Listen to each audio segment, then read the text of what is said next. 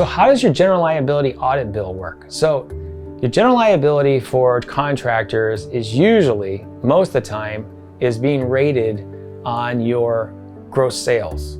So whatever your gross sales, your gross receipts are for your construction company, the insurance company is going to come up with a rate. And I have a generic number for that rate, technically. I know many underwriters are like, I wouldn't give that formula out, that shouldn't be. But a lot of guys know this in construction. So for general liability insurance, you're usually going to pay about 1% of what your gross receipts are or your sales are. And the company is going to do the audit at the end after the renewal to see if you used more insurance and there's more exposure going out there. And what I mean by that is, so say you said we're going to do $2 million a year and you actually end up doing $2.5 million a year. So there's another $500,000 of exposure in there that you didn't pay for if a claim comes in. So the idea is when we put the policy together for you, we want to make sure that we get as close to accurate as possible, because typically on general liability insurance, when there's an audit, you usually never get your premium back. You only pay the difference, right? So you'd only pay for more than you use.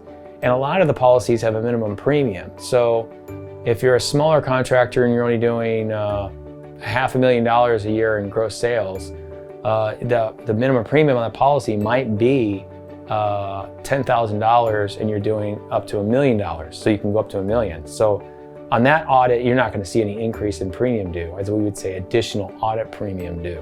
When we put the policy together at the renewal, we want to make sure we start the policy. We want to make sure that we get as close as we can to what the gross sales are going to be, because the rate that they're giving you at that time is going to be the same rate at your audit. So if you end up doubling your sales, you're going to pay that same rate that you paid for the original premium. But if you knew ahead of time that you were going to use $1 million more, but in the beginning you're thinking, but right now I'm not so sure, but I would rather just put it down for a lot less because I don't want to pay more than I have to. The catch is that if we got closer to what it was, the more gross sales you have, the better the rate is.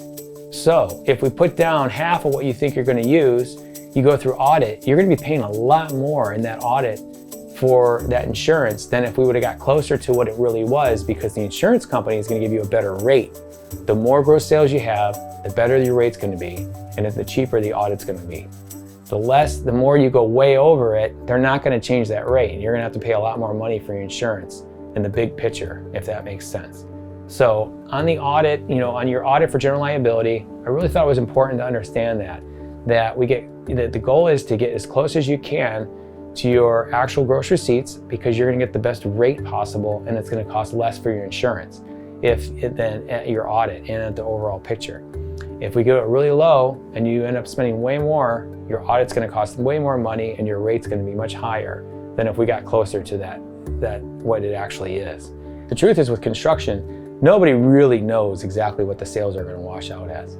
A lot of times it's a slower year and sometimes it's a really busy year, and you can't predict that. So anytime that you're doing this, it's always an estimate, and that's why they do audits on the policy, because nobody really knows what the gross receipts are going to be. So I hope that helps. So if you're doing your general liability audit right now and you're filling out that form and you're putting on the gross receipts what they are, there is a rate, and the rate would be, let's say 10%. For every 1,000 in gross receipts, you'll pay $10 is kind of how it usually goes. I don't know if it goes $10, it depends on the trade. But whatever that rate is that they give you, whether it's $34 or $34, or it says 12 or 8, it would be for every $1,000 in gross receipts is what you would pay.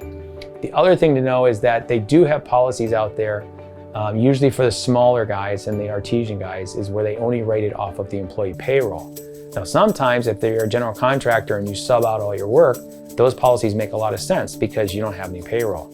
You're using all your subcontractors. So sometimes you could save a lot of money if you get a general liability policy that goes off of the employee payroll, and that's how they come up with a premium, versus it goes off the gross sales. So that's another thing to think about too. You can ask your broker, hey, is this going off of my employee payroll or is this going off of my gross sales? And I recommend it goes off your gross sales, because I see a lot of guys paying a lot of money not knowing at the end, hey, I didn't know this was going off my employee payroll, and I ended up hiring 20 people this year, and now my general liability went through the roof and I had no idea. that my general liability was going to be such a big audit bill at the end. So, and if you work with a great broker, they'll understand that, because you can't figure it all out, but they should be looking at the policy and understanding if you have a lot of payroll to not place you with a company that's rating your general liability off your payroll. Thanks for watching, and please feel free to check out any of my other videos. If you have any questions regarding this subject matter, please contact me or email me.